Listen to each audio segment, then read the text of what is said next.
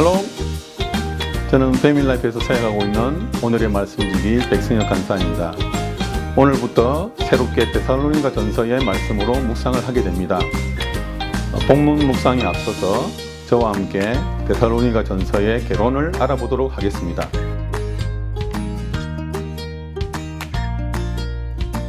먼저 기록된 시기와 배경입니다. 데살로니가 전서는 바울의 2차 전도 여행 기간 중에 기록되었고 바울 서신서 중에서 가장 먼저 기록된 것으로 보입니다. 바울은 빌립보를 떠나 데살로니가에 도착해서 해당에서 복음을 전했습니다. 경건한 헬라인들의 큰 무리와 여러 기부인들이 믿고 바울과 신라를 따랐습니다. 그러나 유대인들이 시장 불량배들까지 데리고 와서 아주 과격하게 바울을 박해했습니다. 이 때문에 바울은 긴 시간 머물지 못하고 베레아로 가야만 했습니다. 바울은 새 안식일 동안 이곳에서 복음을 전한 것으로 보이지만 그가 밤낮 일했고 빌립보 성도들로부터 2번이나 쓸 것을 받았던 것으로 보아서 몇 개월 동안은 머물렀던 것으로 보입니다. 이렇게 빌립보에 이어 데살로니가에서 2번째로 교회가 개척되었습니다. 이후 바울은 유대인들의 핍박 때문에 베레아로 가서 복음을 전하게 되는데 베레아 사람들은 데살로니가 사람들보다 더 신사적이어서 간절한 마음으로 말씀을 받아들였습니다. 그런데 바울과 신라를 핍박했던 그 데살로니가의 유대인들이 이 소식을 듣고 베레아까지 와서 무리들을 선동해서 소란을 일으킬 정도로 과격했습니다. 이것으로 보아 아마도 바울이 데살로니가를 떠난 후 데살로니가 교회 성도들을 향한 유대인들의 핍박 역시 아주 집요했을 것으로 보입니다. 이러한 핍박 때문에 베레아에서 아덴으로 피신해야 했던 바울은 데살로니가 교회에 대한 사랑과 염려 때문에 데살로니가 교회에 다시 방문하고 싶어 했습니다. 하지만 사단의 방해로 직접 가지 못하고 디모데를 대신 데살로니가로 보내게 됩니다. 이후에 바울이 고린도에서 복음을 전하고 있을 때 디모데를 통해서 데살로니가 교회의 소식을 듣게 됐고 바울은 고린도에서 데살로니가 교회를 향해서 편지를 쓰게 되는데 이것이 바로 데살로니가 전서입니다. 두 번째로 시대적 배경을 살펴보겠습니다.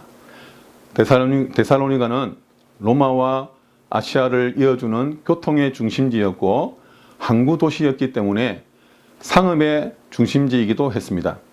헬라 제국의 제왕 알렉산더의 이복 누이였던 테살로니케의 이름을 따서 만든 도시였는데 당시에 인구가 20만 명 정도 되는 마게도니아에서 가장 큰 도시였습니다. 그래서 로마 시대에는 로마의 속주였던 이 마게도니아의 수도가 될 정도로 번창한 도시였습니다. 이 때문에 도시를 중심으로 복음을 전했던 사도 바울의 선교 전략에 있어서 아주 중요한 도시였습니다. 그리스 로마의 종교적 환경과 다양한 문화가 섞여 있었던 항구 도시였던 만큼 도시의 문화도 자유분방하고 음란하였습니다. 빌립보에는 유대인의 회당이 없었지만 이 데살로니가는 큰 도시였던 만큼 유대인들도 많았고 회당이 있어서 회당에서 복음을 전할 수 있었습니다. 하지만 그만큼 유대인들의 박해가 심해서 데살로니가에 오래 머물 수 없었습니다. 바울은 베레아에서도 유대인의 회당에서 복음을 전했는데 베레아 사람들은 데살로니가 사람들보다 더 신사적이었다는 말을 하는 것을 보면 데살로니가 유대인들이 얼마나 거칠었는지 알 수 있습니다. 마지막으로 데살로니가 전서의 기록 목적을 살펴보겠습니다. 데살로니가 전서는 수신자들이 복음을 들은 지 불과 몇 달 후에 쓰여졌기 때문에 새로운 개종자들을 위해서 신앙 양육을 위한 편지로 볼 수 있습니다. 데살로니가 교회는 갈라디아 교회와는 달리 다른 복음을 전하는 자들의 방문 없이 착실하게 믿음과 사랑을 쌓아가며 성장하고 있었습니다. 그렇지만 바울은 이 교회가 외부의 여러 공격을 이어낼 수 있을지 걱정이 되었습니다. 무슨 약점이 있었으라기보다 생긴 지 얼마 안 된 교회였기 때문입니다. 데살로니가 교회는 많은 환난 가운데서도 기쁨으로 말씀을 받아서 마게도니아와 아가야뿐만 아니라 각처에 믿음의 소문이 퍼져 모든 믿는 자들의 본이 될 정도였다고 했습니다. 하지만 바울은 유대인들에게 고난받고 있을 그들에게 충분하게 말씀을 가르쳐주고 그곳을 떠나오지 못한 것이 마음에 걸렸습니다. 그래서 데살로니가 전서를 통해 바울은 데살로니가 교회에 대한 핍박 중에도 교회가 성장하고 있는 것에 대해서 감사하는 한편 자신이 직접 그들에게 들려주고 싶었던 그 가르침과 실제적인 교훈을 주고 있는 것입니다. 그 교훈의 내용을 살펴보면 바울은 우선 데살로니가 교회 성도들을 향하여 거룩한 삶을 살아갈 것에 대해서 특히 성적인 부도덕을 피할 것과 서로 사랑하는 면에서 계속 성장할 것을 권면하고 있습니다.